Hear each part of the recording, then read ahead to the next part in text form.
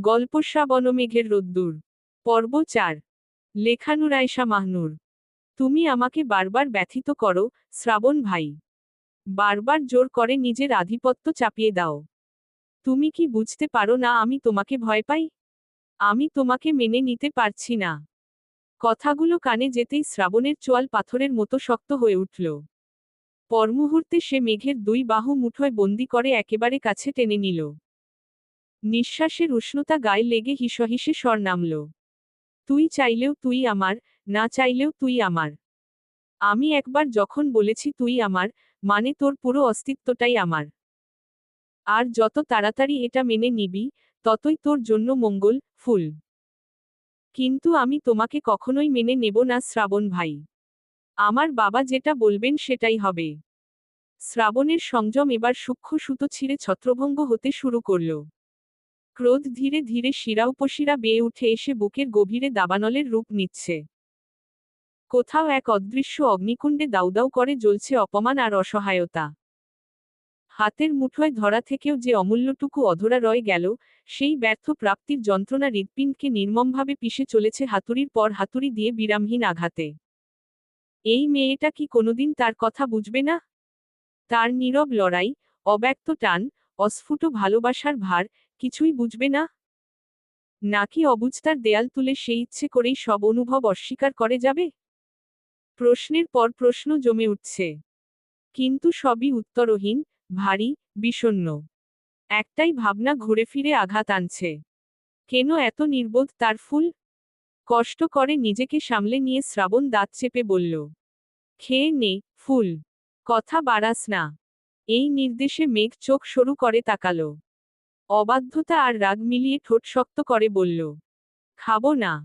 শ্রাবণ এক কদম এগিয়ে এলো। কণ্ঠস্বর নেমে গেল গভীর খাদে। তাহলে কি খাবি? অন্য কিছুর স্বাদ নেওয়ার ইচ্ছে জেগেছে নাকি? এই অপ্রত্যাশিত বাক্যে মেঘ শিউরে উঠল। সাহস আচমকা শুকিয়ে গেল গলায়। জোরতা নিয়ে আমতা আমতা করে উচ্চারণ করল, মা, মানে। মেঘকে আর কোনো উচ্চারণের অবকাশ দিল না শ্রাবণ। বাক্য অসমাপ্ত রেখেই তার উষ্ণ ঠোঁট এসে ঢেকে দিল মেঘের কোমল ঠোঁটের সবটুকু। আচমকা আক্রমণের সেই স্পর্শে মেঘের শরীর চমকে উঠল। উমম। আতঙ্ক আর বিস্ময় শব্দটা ঠোঁটের ভাঁজে আটকে গেল। দুহাত দিয়ে সে মরিয়া হয়ে শ্রাবণের বুকে ঠেলতে লাগল, নিজেকে আলাদা করার ব্যাকুলতায় পেশিগুলো টানটান হয়ে উঠল। কিন্তু শক্তির ব্যবধান নির্মম। যতই ছিন্ন করতে চাচ্ছে, ততই জড়িয়ে পড়ছে অদৃশ্য বেড়াজালে। শ্রাবণ এখন নিজের ইচ্ছার গভীরে ডুবে আছে। প্রতিরোধের প্রতিটা নড়াচড়া তাকে আরো হিংস্র করে তুলছে। মেঘের সামান্য নড়চড়টুকুও তাকে ভীষণ বিরক্ত করছে। সহ্য করতে না পেরে শেষমেশ শ্রাবণ এক ঝটকায় মেঘের দুই হাত নিজের তালুর নিষ্ঠুর গ্রাসে বন্দি করে পিঠের দিকে ঠেসে ধরল। বুকের সঙ্গে বুক চেপে ধরে রাখল শক্তভাবে। পালাবার পথটুকুও বিলীন করল মুহূর্তে। কিছুক্ষণ পর মেঘের সমস্ত শক্তি নিঃশেষ হয়ে এলো। ছটফটানি ভেঙে পড়ল ক্লান্ত পরাজয়ে। শরীর ঢিলে হয়ে গেল, চোখের পাতা নামল ভারী অবসাদে। প্রতিরোধের জায়গায় নেমে এলো নিস্তব্ধ আত্মসমর্পণ।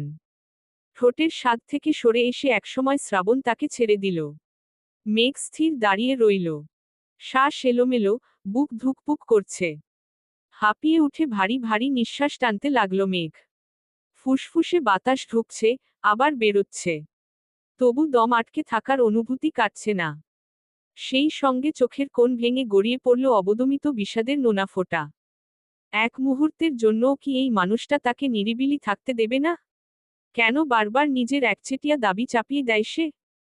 তার ইচ্ছা, তার অস্বীকৃতি, সবকিছুর কি কোনো মূল্য নেই এ লোকটার কাছে?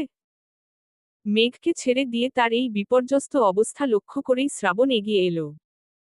ধীরে মেঘের কপালে ঠেকালো নিজের কপাল। দু হাতের তালুতে মেঘের মুখ ধরে ফিসফিস করে উচ্চারণ করল, জেদ করিস না, ফুল। তুই নিজেও জানিস আমার সঙ্গে জেদ ধরে কোনোদিন টিকতে পারবি না। চুপচাপ খেয়ে নে। নইলে ওষুধের মাত্রা বাড়াতে আমার সময় লাগে না। কথাগুলো হুমকির মতো মেঘের কানে ঢুকল। পরমুহূর্তে শ্রাবণ আঙুলের ডগায় মেঘের চোখের জল মুছে দিল, যেন কিছুই ঘটেনি। তারপর কোনো প্রতিবাদের সুযোগ না দিয়েই মেঘের হাত ধরে টেনে নিল খাটের দিকে। নিজে বসে হাঁটুর ওপর বসিয়ে নিল তাকে। স্বাভাবিক ছন্দে প্লেট তুলে নিয়ে সাবধানে খাবার মুখে দিতে লাগল। মেঘ প্রথমে দ্বিধায় কুঁকড়ে গেলেও শেষমেশ নীরব আত্মসমর্পণে ঠোঁট খুলে নিল। লক্ষ্মী মেয়ের মতো চুপচাপ গিলতে লাগল প্রতিটা লোকমা। সে জানে এই উন্মত্ত ইচ্ছাশক্তি আর উন্মাদ লোকটার সঙ্গে লড়াই করে কোনোদিন জয়ী হওয়া হবে না। তার চেয়ে ভালো নীরবে খেয়ে দিয়ে এই পাগল বিদায় করা। ফুল, ওই নিলয়ের কাছ থেকে দূরে থাকবি। আমি চাই না কালকের ঘটনার পুনরাবৃত্তি তোর জীবনে আর একবারও ঘটুক। মেঘ সামান্য থমকে গেল। ঠোঁটে আটকে থাকা গ্রাসটুকু ধীরে ধীরে শেষ করল। তারপর নরম, প্রায় ক্ষয়ে যাওয়া স্বরে প্রশ্ন ছুড়ে দিল। কেন বারবার তুমি আমার জীবনে অনধিকার প্রবেশ করো শ্রাবণ ভাই? কেন হস্তক্ষেপ করো? কারণটা তোর অজানা নয় পাখি। নতুন করে ব্যাখ্যা দেওয়ার ইচ্ছে নেই। আমাকে একটু একা থাকতে দাও শ্রাবণ ভাই। একটু শান্তিতে থাকতে দাও। একাই তো থাকতে দিচ্ছি। সময় এলে না হয় আমার সাথেই থাকবি। ফোঁস করে দীর্ঘশ্বাস ছাড়ল মেঘ। তার জীবনটা কেন এমন ছিন্নভিন্ন? কেন তার ভাগ্যে স্বাভাবিকতার কোনো অবকাশ নেই? কেন আর 10টা মেয়ের মতো সহজ, নির্ভার দিন তার কপালে জোটে না? এক পাশে বাবার কঠিন অনমনীয়তা, অন্য পাশে শ্রাবণের অবাধ দখলদারি, এই দুই টানের মাঝখানে সে ধীরে ধীরে গুঁড়ো হয়ে যাচ্ছে। তার অনুভূতির কথা কেউ কি একবারও ভাবে? তার জমে থাকা কান্না, অব্যক্ত আরতি, কখনো কি কারো দৃষ্টিতে পড়ে? এভাবেই কি শেষ হয়ে যাবে তার জীবন? মেঘকে নির্বাক, স্থির হয়ে বসে থাকতে দেখে শ্রাবণ মনে মনে উচ্চারণ করল। এভাবে ভেঙে পড়িস না ফুল। সব ঠিক হয়ে যাবে। খুব তাড়াতাড়ি সব গুছিয়ে দেব আমি। তোর সমস্ত ক্লান্তি, সমস্ত ব্যথা আমি নিজেই দূর করে দিব। দুপুরবেলা শান্তিনিকেতনের ভেতর আজ অস্বাভাবিক ব্যস্ততার ঢেউ। উঠোন থেকে রান্নাঘর সবখানে প্রস্তুতির উত্তাপ। বহুদিন পর ফয়েজ আহমেদের জ্যেষ্ঠ পুত্র শাহরিয়ার আহমেদ মাহিদ বিদেশের মাটি ছুঁড়ে ফিরছে ঘরের উঠোনে। সেই প্রত্যাবর্তন ঘিরেই বাড়িটা আজ উৎসবী উন্মাদনায় টইটম্বুর। রাহেলা বেগম আর আফসানা বেগম কখন যে হাঁড়ি চাপিয়েছেন, কখন মশলা কষেছেন সময়জ্ঞান হারিয়ে ফেলেছেন দুজনেই। পরপর রান্নার গন্ধে ভারী হয়ে উঠেছে বাতাস। এত বছর পর ঘরে ফিরছে সন্তান, ভালোমন্দ আয়োজন না করলে কি চলে? মাহিদকে আনতে বিমানবন্দরের পথে বেরিয়েছে শ্রাবণ, মেঘ আর শ্রাবণের ছোট বোন শ্রেয়া। আজই হোস্টেল থেকে স্থায়ীভাবে বাড়িতে ফিরেছে শ্রেয়া। পা রেখেই শুনেছে মাহিদের আগমনের সংবাদ। মুহূর্ত দেরি না করে সঙ্গে সঙ্গেই বেরিয়ে পড়েছে তাদের সাথে। মেঘের মুখে আজ অপ্রকাশ্য উচ্ছ্বাস। কতকাল পরে তার ভাই আসছে, রক্তের টানটা বুকের ভেতর অস্থির হয়ে উঠেছে। কত রাত সে ভাইয়ের কথা ভেবে আকাশের দিকে তাকিয়ে থেকেছে, সেই হিসেব তার নিজের কাছেই নেই। আজ থেকে শ্রেয়ারও মুক্তি। আর ফিরতে হবে না তাকে হোস্টেলের চার দেওয়ালে। মেঘকে আর সহ্য করতে হবে না শ্রাবণের একচ্ছত্র শাসন। ভাবনাটুকুই মেঘের ভেতর লুকিয়ে থাকা শিশুমনটাকে লাফিয়ে তুলছে। বুকের গভীরে কোথাও অদ্ভুত এক প্রশান্তির আভাস দিচ্ছে। এয়ারপোর্টের প্রাঙ্গণে দাঁড়িয়ে আছে তারা তিনজন। এক পাশে মেঘ আর শ্রেয়া হাতে কিছু একটা নিয়ে গল্প করতে করতে খাচ্ছে। তাদের থেকে আরেকটু দূরে শ্রাবণ একাকী ফোনের পর্দায় ডুবে আছে। হঠাৎ দূরের ভিড় ফুরে পরিচিত অবয়বটা চোখে পড়তেই মেঘের গলা আপনা আপনি ছুটে বেরিয়ে এলো। ভাইয়া। আনন্দের অতিরিক্ততায় উচ্চারণটা বেশ খানিকটা ছড়িয়ে পড়ল। সঙ্গে সঙ্গে শান্ত দৃষ্টিতে তার দিকে তাকালো শ্রাবণ। এত উচ্চস্বরে ডাকাডাকির প্রয়োজন কি? বয়সে বড় হয়েও কি সে এখনো শিশু?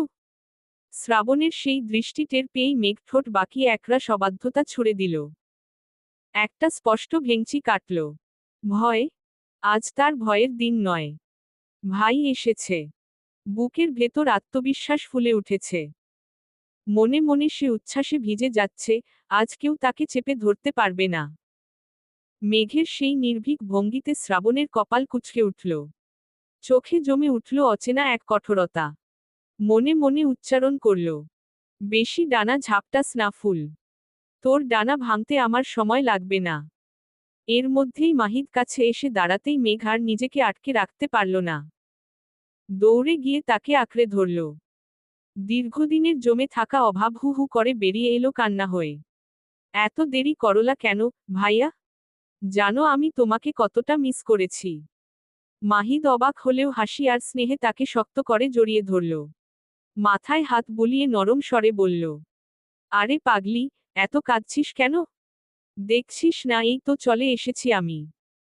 বেশ কিছুক্ষণ ধরে মাহিদকে আঁকড়ে ধরে নিজের জমে থাকা অভিমান, নালিশ, আদিক্ষেতা সব একসাথে উগরে দিল মেঘ। সেই দৃশ্যটা দূর থেকে দেখছে শ্রাবণ। চোখ সরু করে, দু হাত পকেটে গুজে দাঁড়িয়ে আছে মেরুদণ্ড টানটান করে। ঠিক যেন বিরক্তির এক মাটির মূর্তি। এত আবেগ, এত বাচ্চামি সবই তার চোখে বাড়াবাড়ি। শ্রেয়া কখনো তাকাচ্ছে শ্রাবণের দিকে, কখনো আবার মেঘ আর মাহিদের দিকে। দৃশ্যটা বুঝে নিয়ে মনে মনে ঠোঁট বাঁকিয়ে বলে উঠল, বেশি ঢং করিস না মেঘের বাচ্চা। তোর কপালে সুখ বেশিক্ষণ থাকে না, জানিস না? কিছুক্ষণ পর মাহিদের দৃষ্টি গিয়ে আটকে গেল একটু দূরে দাঁড়িয়ে থাকা শ্রাবণের ওপর। পরিচিত সেই কঠিন ভঙ্গি, অচেনা নয় তার। মুহূর্ত দেরি না করে মেঘকে ছেড়ে ছুটে গিয়ে আচমকাই শ্রাবণকে জড়িয়ে ধরল সে। কেমন আছো ভাই? কতদিন পরে দেখা। অপ্রস্তুত আক্রমণে শ্রাবণ খানিকটা চমকে উঠল। তবে অভ্যাসের সংযম দ্রুত ফিরে এলো। হাত তুলে সেও মাহিদকে জড়িয়ে ধরল। ভালো আছি। তুই কেমন আছিস? শ্রাবণকে ছেড়ে দিয়ে হাসতে হাসতে মাহিদ বলল। একেবারে ঝকঝকে। ঝাঁকানাকা লাইফ। মাহিদের নির্ভেজাল উচ্ছ্বাসে চারপাশে হালকা হাসির ঢেউ বয়ে গেল। সেই ফাঁকে শ্রেয়া এগিয়ে এসে আধা অভিযোগ, আধা আদরে বলে উঠল, কেমন আছো মাহিদ ভাই? বিদেশ গিয়ে তো আমাদের একদম ভুলেই গেছো। মাহিদ হেসে শ্রেয়ার মাথায় হাত বুলিয়ে দিল।